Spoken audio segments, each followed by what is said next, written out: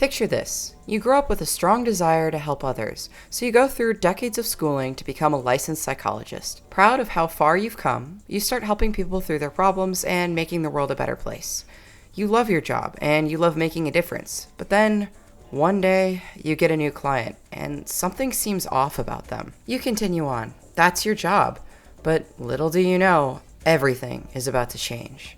This is the story of a woman who stalked her own therapist. I happened upon this account on my For You page and was both immediately fascinated and disturbed. After watching several videos, I went to the comments and realized many people were documenting this person due to how repulsive her behavior was. This is the general story Serena, the stalker, has straight up admitted to. I started having an obsession with my old therapist once she let me know that in a few months she would be leaving, and what made it worse was that I found out that she was in a sorority, which made me really jealous because she has everything that I want. Between the abandonment, I am extremely sensitive to abandonment, and jealousy, and love, she is only a few years older than me, and I romantically liked her a little.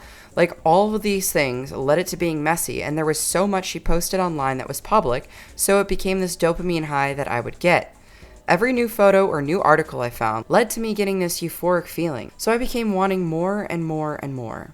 Now, it's gotten a lot better as currently I've been making new friends and spending more time playing Roblox than on Google, so I'm actively working on healing and trying to improve my mental health, so I spend less time harboring on people who abandon me and more time doing things for my personal growth and livelihood. Her page is dedicated to talking about her pretty disturbing life, so we're going to watch some videos and just unpack this mess.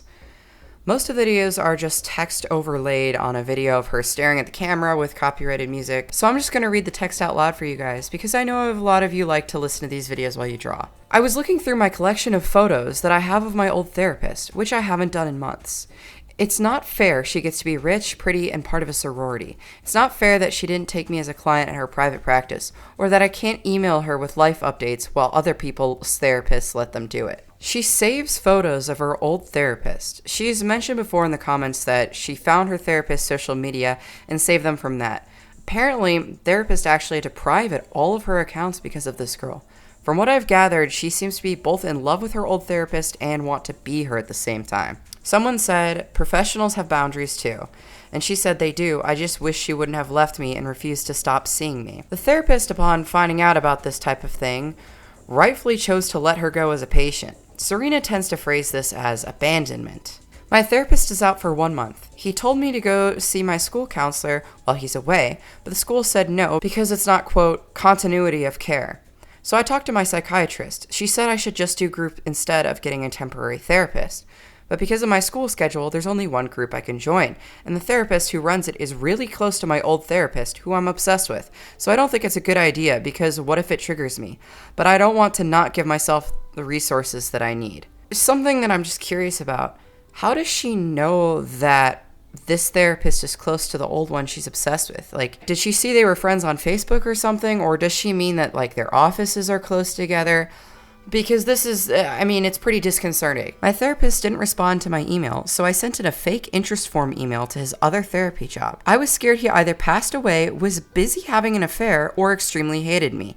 He responded to my real email that day. That happened 3 weeks ago, and today the first thing I said in therapy was, I'm sorry. I told him what happened, and he said he isn't angry at me and is proud of me. We worked on getting to the root cause of my issues, with a lot of me explaining my emotions before and after my actions. So this is a new therapist who's male, not the first one she stalked, which is female. That's how I can tell the two apart. She's now, I guess, stalking the new one. I understand this is mental illness, but mental illness is not an excuse for this behavior. I'm not laughing in this video, I'm disturbed. I think stalking is an incredibly violating and traumatic experience. Normally I'd tell people like her to get help, but she already is, and she's still doing this. That's what scares me. That there are people like this out there that, despite getting treatment that they need, are still doing these things. I'm jealous of that Kendra girl who's viral for being in love with her psychiatrist. I posted a similar story before hers, yet she's the one who gets 15K people on her lives. She's the one with 100K plus followers, and celebrities who make videos about her. People like her, but not me. I don't think people like this Kendra girl. My guess is that it's people making videos just like me, YouTubers, and not celebrities. They're talking about how abhorrent the behavior is. You say you're jealous of YouTubers talking about her, and well, I guess you're getting what you want here, but nothing I have to say is positive. Stalking is not okay, and if that other girl you're mentioning is a stalker like you, I guarantee you the attention she's getting is negative as well. Why are you so obsessed with your ex-therapist? The why behind it has always been so hard for me to understand, but I've been thinking that maybe it's because I never had anyone else that cared about me. I don't want to erase the safe memories and feelings they gave me, so I Google them and look for updates in their life, so it's like they are still alive in my head, so that I won't forget about them and forget that somewhere out there I had someone who cared about me, even if it was only for a few months. Like, this is sad. I mean, it's sad to read. Again, the sadness I feel for this girl does not make me like her as a person because, as I mentioned before, it's not an excuse for stalking. It's not an excuse to traumatize other people and make them feel violated. This is your therapist, not a friend, not a lover, but someone whose job it is to make you a better person, which I guess you were too much for her. That being said, something that I feel like a lot of people don't get is, yes, therapists care about their clients, but they care about their clients just as much as they care about a random person on the street. They just feel this innate responsibility for other people, and they go out of their way to help other people. But this isn't them caring about you as a friend or a romantic interest or something else. It's caring about you as a human being in which they care about everybody. It's what they're paid to do. And at the end of the day, it is a one-sided relationship because you don't know them and you can't know them and you can't know somebody simply based off of their social media. It is not possible. Like, you all watching this video or my channel, yes, I put a lot of my life online and I don't really mind doing that, but none of you really know me as a person. Nor will you know me as a person because you're just watching me through a screen. You're not talking to me. You don't know me in real life. And the same could be said about therapists. As someone who has also gone viral for being obsessed with their therapist, this is what I think about the whole Kendra situation. Girl posting on TikTok how she was in love with her psychiatrist and blaming him. Kendra said she told her psychiatrist she was in love with him, and he just smiled and didn't say anything, which doesn't make sense to me because they are either supposed to use DBT skills or work through it or refer out. But maybe because this is a psychiatrist and not a therapist, he is just letting her talk and prescribing her the meds. Not all psychiatrists know therapeutic skills. Do not ever share the name of any of your past or present mental health providers without their consent. If you feel like you should, that's a sign that you should not be talking about the problem online yet. You don't just say his name as an accident and then not delete it. Your psychiatrist is making comments like, "Oh, I see you curled your hair. Oh, you're wearing glasses today," is normal. If that makes you attracted because you feel seen, then that means you really need to make friends and spend time with your family. From everything she said about their interactions, it's pretty obvious that she is wrong and her psychiatrist is not in love with her. So she has beef with this other person who was mentioned prior, that I guess people have made exposed videos on and she's jealous of. And something that I think is really interesting is she does analyze this girl's situation pretty well. She is not really saying something that's wrong. The thing is, I don't see how she does not apply this to herself. That's the problem here, is she does not see the parallels between these two situations, and she takes a moral high ground as if she's not doing the exact same thing. I deleted the post. No, I don't have 2,000 photos. I checked and it's 619. Yes, my old therapist was aware of me Googling her name. I told her when we were working together, and she even deleted some of the public articles she posted and changed her accounts from public to private. All of the photos I got were from public social media accounts, YouTube, college, high school, clubs on Insta. Yes, my current therapist is aware and has been since the first session. I'm sorry for the people I triggered, and I will work towards posting more honest and helpful content.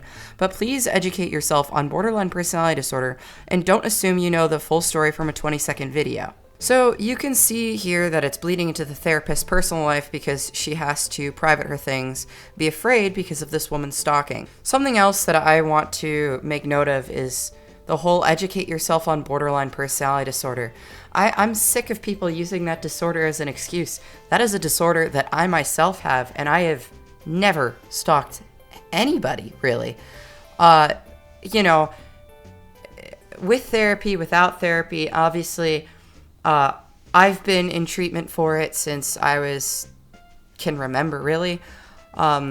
So maybe I'm a bit lucky, but she's in treatment as well. So, most of the closest people in my life also have borderline personality disorder, and none of them have stalked somebody because I would never befriend a stalker. Don't look at people like her and assume that this is, typical for borderline personality disorder. Yes, that's probably a contributing factor to it for her, but at the end of the day, it's not an excuse, and I would not say that everybody with borderline tends to exhibit these symptoms. I do have real friends, and I've had boyfriends before, but when they end up blocking me for some reason, I do get the same behavior where I'm checking social media all the time.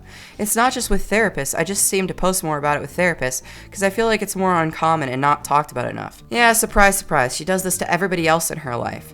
She says they block her for no reason, but I feel like I can take a stab at what some of those reasons might be. I will say, I do know that a lot of people, BPD or just neurotypical, do tend to obsessively look at their ex's social media, and I will say that's not healthy for anybody. It's a little bit more normal because at least you had a relationship, but just because it's normal doesn't mean it's a good thing. It is still bad and unhealthy for you. And you should probably just leave things be. I read some of the comments from my post about having 2,000 photos of my old therapist to my current therapist. He told me he isn't going to tell me to just stop because he knows that it wouldn't do anything. He brought up this thing from DBT explaining the relationship between emotions versus facts. So my mind telling me that my ex-therapist came out of her mother's womb instantly able to walk and talk is my emotions talking. And then I didn't understand the rest of what he said. But we both agreed that me feeling big emotions to an extreme is a big reason why I have these problems.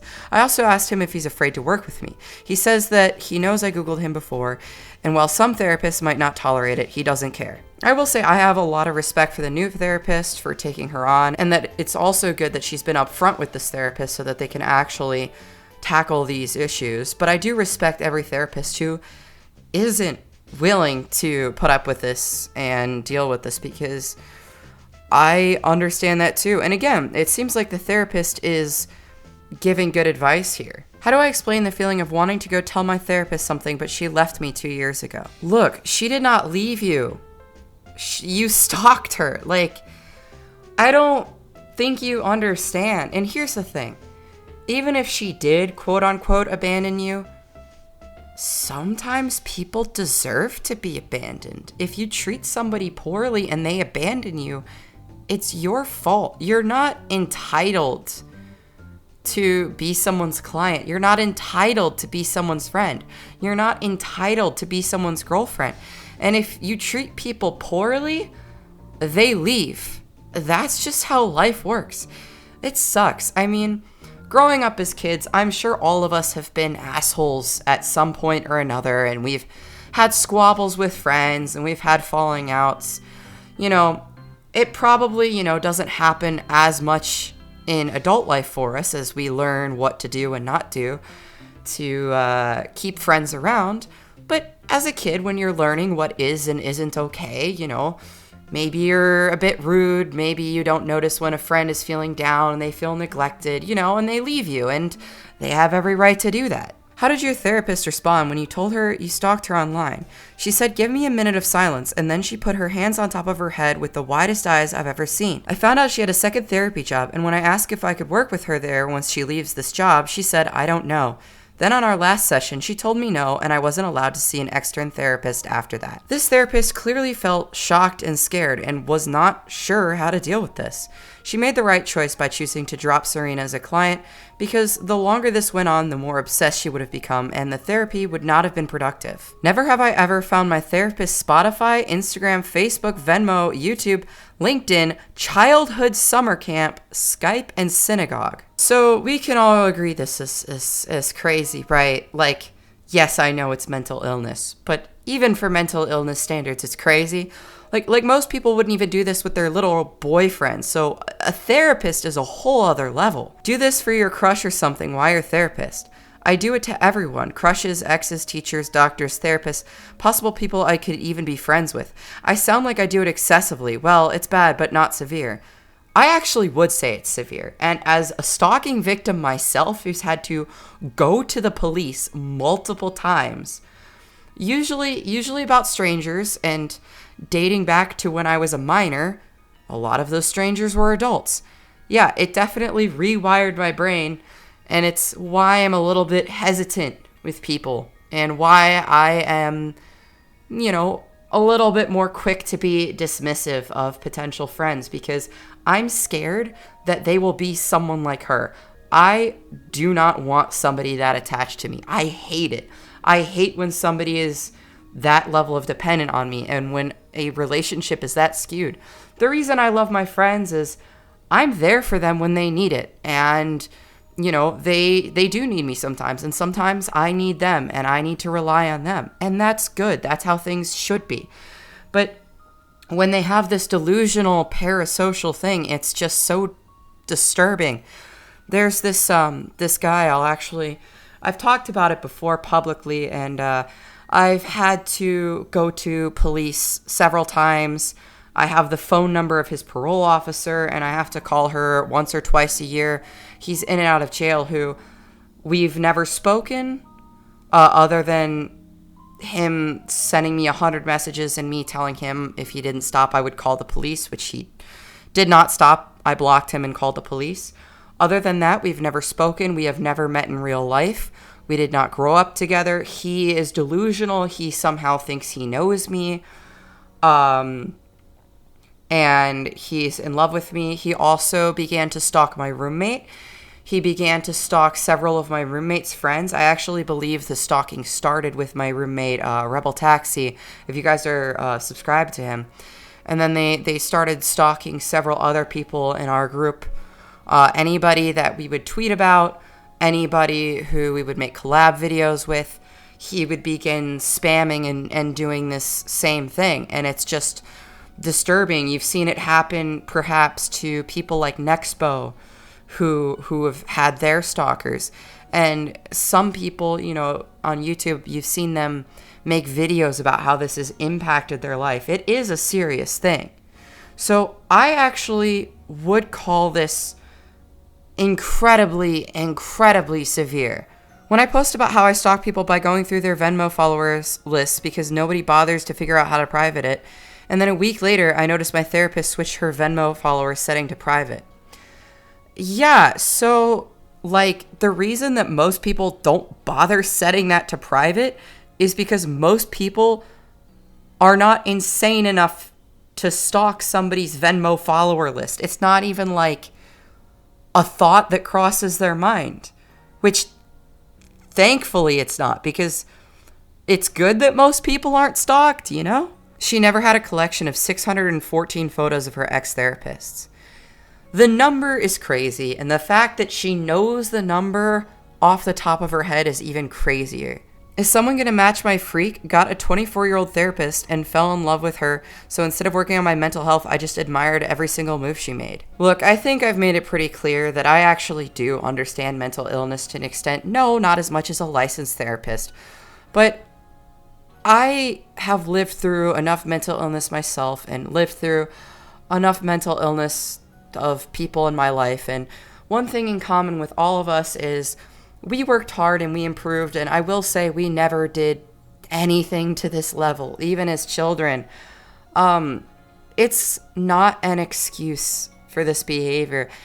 I do actually think that her account is very interesting because she is honest about this. You don't usually get people this delusional, this honest about it. And you can almost see the way her brain works. And it is very sad, but it is also very terrifying that people are like this out there. Because again, at the end of the day, someone who might start out as a victim can become the abuser. And it's like you're watching it in real time. You understand, you look through her account and you begin to understand how she became the way she was, what went wrong in her childhood. But then you get to see her become a traumatic experience for other people. And it's just a wild insight into the human mind. I finally come back to this channel after a while. This is my second upload after over a year of not uploading. And once again, the reason is just I shifted priorities in my life and I haven't really had time for YouTube, although I have been uploading Urbex videos on my second channel, Muted Caffeine, which I will link in the description. And I actually have been working on permanently relocating to Ukraine, which is where I've been for a lot of the time that I've been gone. And in a few weeks, I will be settled in there. However, I plan to keep uploading because it's kind of just been nice to look at things online and talk and give people something to listen to while they clean or while they draw or on the drive to work. So if that's the kind of thing that you like, leave a like, comment your thoughts on this, because I'm actually really curious to hear other people's feelings about this whole thing. And if you, like me and the subject of this video, have BPD, I'd love to hear your experience with it. If your experience aligns more with mine, where I've not done any stalking or anything like that, or maybe you can relate to Serena a bit, I'd love to hear your stories in the comments. And subscribe with notifications on. I will catch you on the flip side.